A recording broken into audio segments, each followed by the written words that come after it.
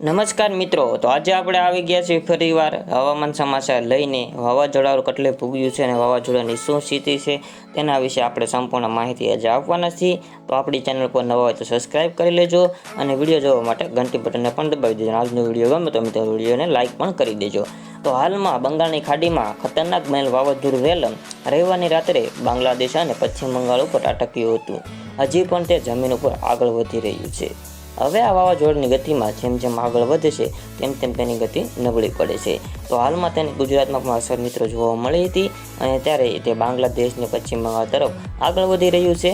તો આ વાવાઝોડામાં અનેક વિસ્તારોમાં અસર કરી હતી, જેમાં ઘણું બધું જાનમાનહાનિની નુકસાન પણ જોવા મળી છે. અને જેમ જેમ આગળ વધી રહ્યું છે તેમ તેમ તે વિસ્તારોમાં હજી અસર કરવાની બાકી પણ છે.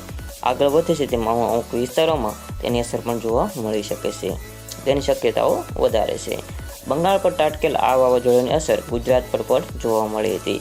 ગુજરાતમાં આ વાવાઝોડાને કારણે પવનમાં વધારો જોવા મળી રહ્યો હતો અને આવનારા દિવસોમાં હજી ફેરફારો નોંધાઈ પણ શકે છે અને ગુજરાતમાં અમુક જગ્યાઓમાં વરસાદ પણ જોવા મળી રહ્યો છે.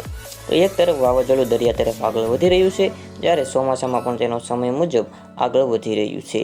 24 મીના રોજ ઉત્પન્ન થયેલા આ વાવાઝોડા રેલમ 26 મીના રોજ વધારે આકરું બની ગયું હતું અને આગળની તારીખોમાં જેમ જેમ ધીમે નીકળી ગયું છે. તો આજે 28 તારીખ છે મિત્રો. તો આજે વાવાઝોડાની અસર સાવ ઓછી થઈ ગઈ છે.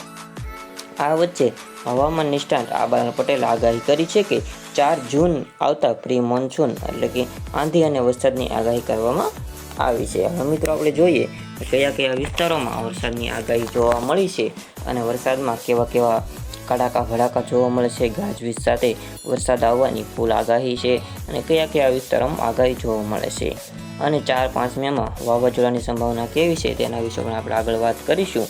તો ભારે પવન સાથે વાવાઝોડાની શક્યતા ઓછી રહે છે. બંગાળની ખાડીમાં ઉત્પન્ન થયેલું વાવાઝોડું અત્યારે શાંત થઈ ગયું છે, પણ બીજું વાવાઝોડું 4-5 તારીખમાં નોંધાવાની શક્યતા વધારે છે.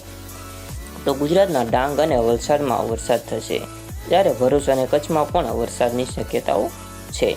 4 જૂન સુધીમાં ખેડા, વડોદરા, આણંદ, ધોળકામાં વરસાદ થશે. સૌરાષ્ટ્રમાં ભાવનગરમાં ગાજવીજ સાથે વરસાદ થશે. તો આવી રીતના મિત્રો આ વિસ્તારોમાં ગાજવીજ સાથે વરસાદ થવાની ફૂલ સંભાવના રહેલી છે અને ચોમાસું આવવાની તૈયારી પણ હવે શરૂ થઈ ગઈ છે અને ખેડૂતો પણ તેનું બિયારણને બધું એકઠું કરવા મળ્યા છે. અને જો તમારો બહાર તમારી નિરણ કે અન્ય સામાન જો તમારો બહાર હોય તો તેને પૂરતી વ્યવસ્થા તમારે રાખવી પડશે. જ્યારે અમદાવાદમાં કડાકા ભડાકા સાથે વરસાદ થશે તેની આગાહી કરવામાં આવી છે. તો આવી અલગ અલગ આગાહીઓ કરવામાં આવી છે વાવાઝોડાની. તો અત્યારે કાંઈ આગાહી જોવા મળતી નથી, પણ 4-5 તારીખમાં વાવાઝોડું નોંધાવાની શક્યતા છે.